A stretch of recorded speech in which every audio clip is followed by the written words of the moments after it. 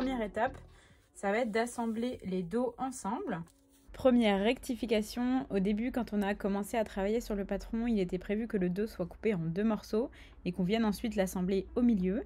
Mais finalement, on a corrigé cette partie et le dos est normalement directement découpé au pli du patron. Je vous laisse quand même la petite vidéo au cas où vous découpez le dos en 2 morceaux si vous manquez de tissu. Et j'ai aussi une petite astuce au niveau de ma machine à coudre pour coudre à 1 cm. Donc je vous laisse ça, mais sachez que cette étape normalement sera sautée pour tout le monde. On va coudre à 1 cm du bord. Pour éviter de calculer, moi je prends le point numéro 2 de ma machine et ça va placer l'aiguille sur le côté gauche. Du coup, j'ai juste à poser mon tissu au bord du pied et à coudre et l'aiguille se placera à 1 cm tout seul.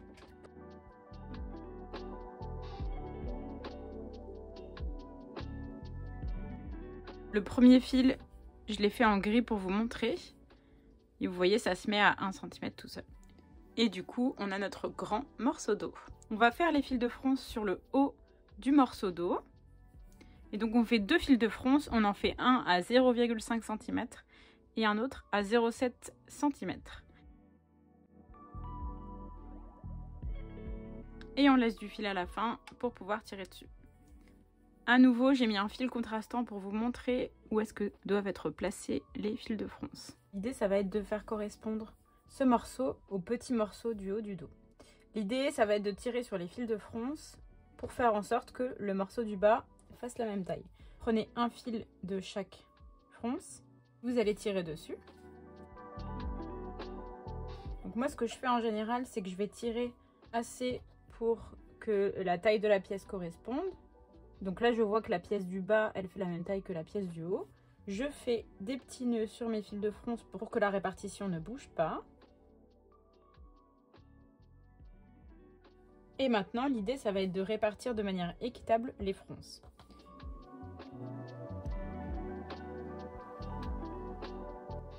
Une fois que vous avez réparti vos fronces, on va épingler les 2 morceaux d'eau, donc le morceau du haut et le morceau du bas, de cette manière-là.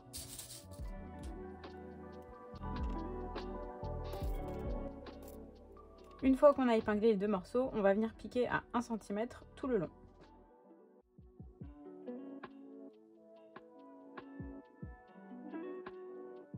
On va aller écarter les coutures au fer à repasser et je vais vous montrer ce que ça donne. Donc voilà ce qu'on obtient. On a notre haut du dos avec le bas qui est froncé et à l'intérieur les coutures qui sont ouvertes.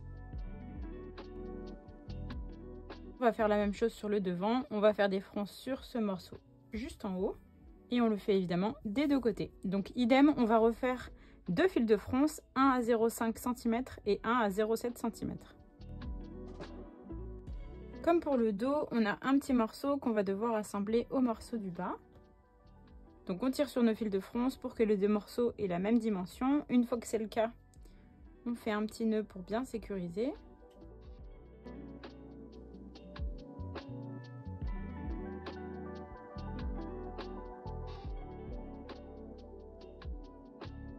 Et on va coudre à 1 cm tout le long.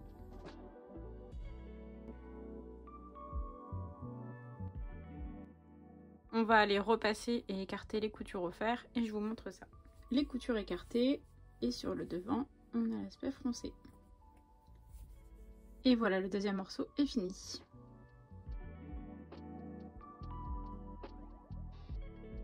Prochaine étape, on va prendre notre morceau d'eau et on va prendre nos morceaux devant pour venir les assembler endroit contre endroit au niveau des épaules et au niveau des côtés.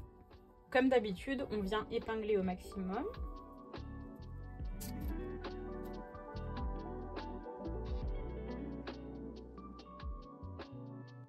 On a le dos avec les 2 devants qui sont épinglés aux épaules et sur les côtés et on va coudre à 1 cm et ensuite écarter les coutures au fer à repasser.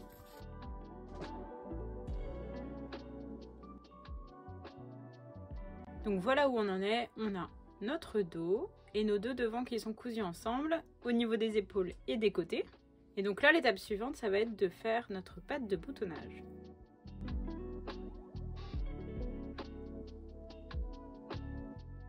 Sur le patron, vous avez 3 lignes à tracer. Vous avez une ligne à 1 cm, une ligne à 3 et une ligne à 5. Entre la ligne de 1 cm et celle de 3 cm, On vient coller une bande d'entoilage de 2 cm.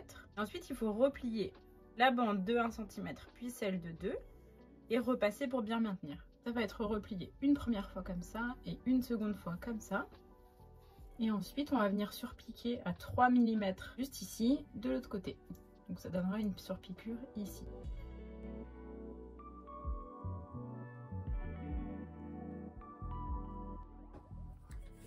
Voilà ce que ça donne à l'intérieur et à l'extérieur. On a notre surpiqûre. Si vous voulez, pour une question d'esthétique, vous pouvez faire une seconde surpiqûre ici. Moi, je ne la fais pas, mais c'est vraiment propre à chacun.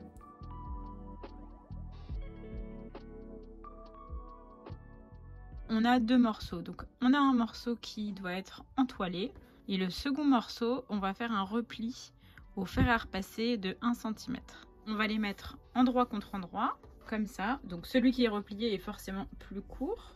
Et on va épingler tout le long pour coudre à ce niveau-là à 1 cm.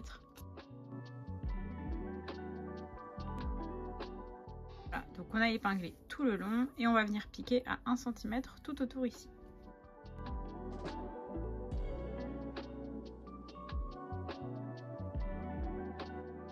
Donc voilà ce que ça donne. On a cousu notre col tout autour.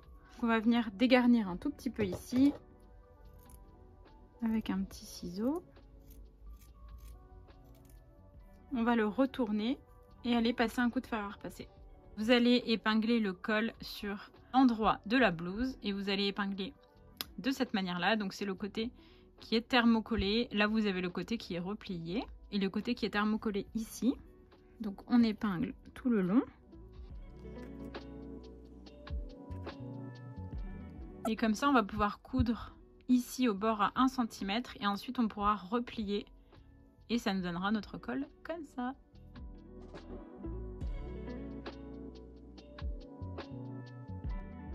Une fois le col cousu, vous voyez, on est comme ça. Donc ça, c'est à l'intérieur. On va venir repasser ça vers l'intérieur pour pouvoir recoudre et fermer le col de cette manière-là.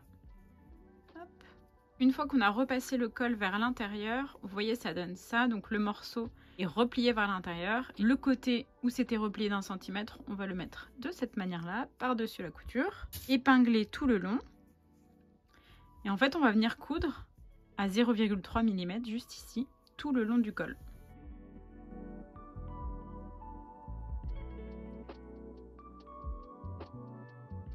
Voilà, donc le col il est épinglé. Voilà ce que ça donne sur l'endroit. Et donc on va surpiquer à 0,3 mm tout le long du col.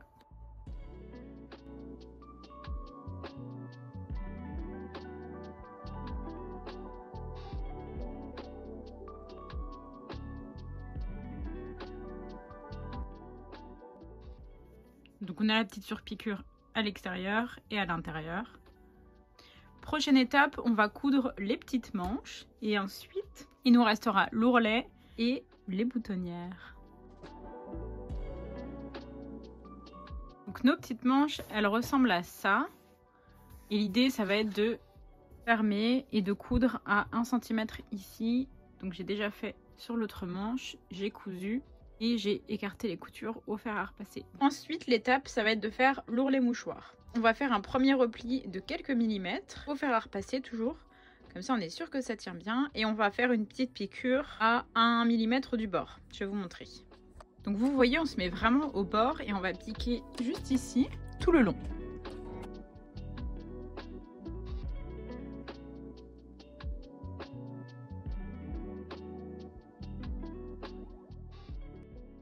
Donc voilà ce que vous obtenez.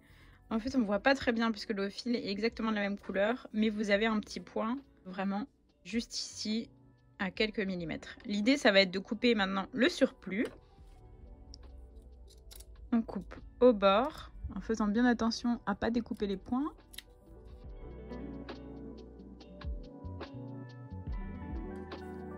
Voilà, donc on a découpé au bord de la couture tout le long et là maintenant on va venir faire un petit repli comme ça qu'on va marquer au fer à repasser et on va venir repiquer au milieu de ce petit repli tout le long.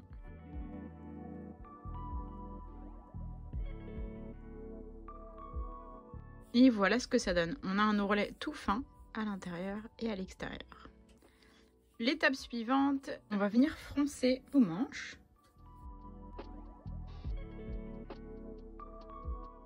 Donc maintenant, l'idée, ça va être de fixer la manche à l'emmanchure. Donc vous tirez sur le fil de fronce et vous essayez de faire assez de fronce pour que la manche corresponde à l'emmanchure. Donc là, ça m'a l'air nickel. Donc on fait des nœuds, comme ça les fronces ne bougent plus. Donc on épingle la manche au corps du chemisier endroit contre endroit.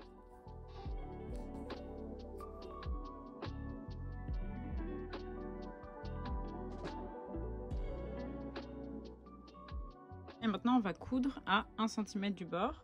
Et ensuite on fera un surjet pour rendre la couture nickel.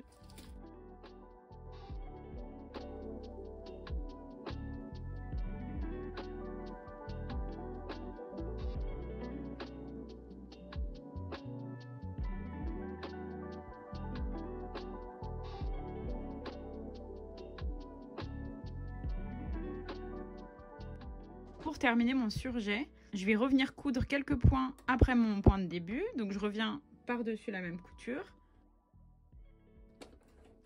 Je laisse les aiguilles plantées, je soulève et je mets mon tissu en perpendiculaire. Je fais quelques points.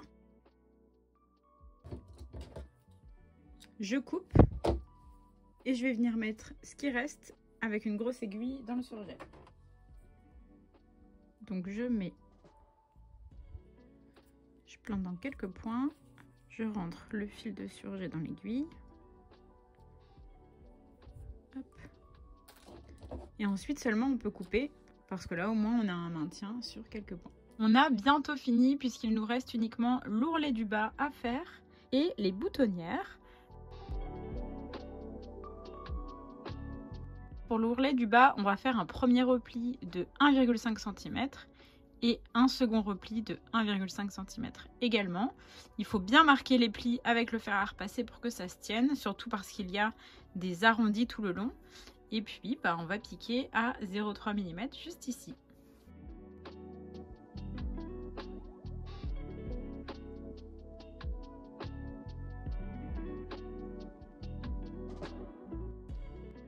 Voilà ce que ça donne. Donc on a l'ourlet à l'intérieur et à l'extérieur.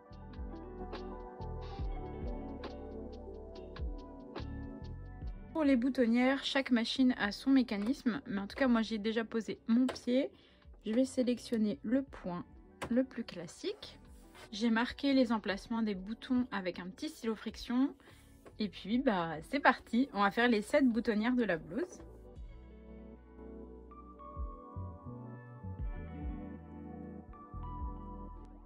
Voilà ce que ça donne. On va couper les petits fils, enlever les marquages au fer à repasser et puis ouvrir et coudre nos boutons. Pour mes boutonnières, je fais un premier trou avec le découpe-vite.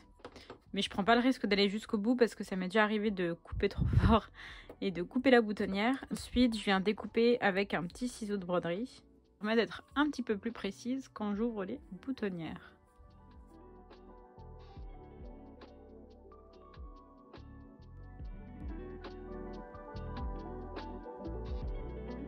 Pour l'étape des boutons, moi je vais coudre mes boutons à la machine. Donc je vais mettre ce petit pied là. Ça va me permettre de les coudre assez facilement.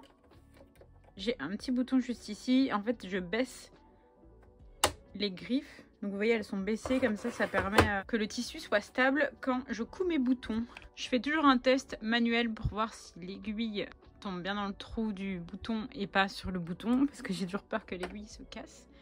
Et une fois que c'est fait, je fais un point d'arrêt.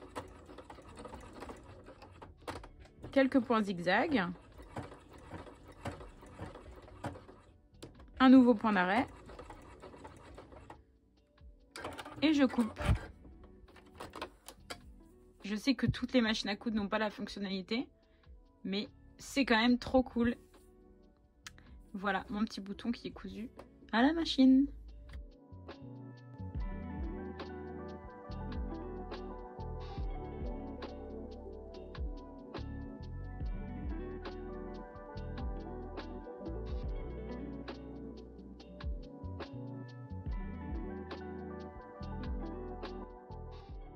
Voilà, j'ai cousu mes boutons. Il reste plus qu'une chose, couper les fils et porter ma blouse. Ça va être trop bien. Je suis trop contente.